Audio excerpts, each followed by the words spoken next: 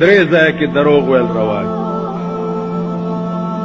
درې ځایه یو ښځې ته دروغ ویل،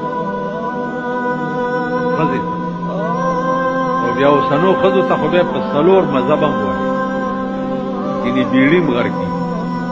ښځې ته دروغ ویل دا معنا چې د ښځې مطالبات د چا پلار نشي پوره کولی. ښه ده نن به یې کم، سبا به یې کم، بل سبا به یې کم، په دروغه ورته وایي وخت ورسره تېری، دا روان. یو د دوو کسانو د جوړې په ټیم کې دروغ ویل جایز. یو کس لور شي هغه وایي چې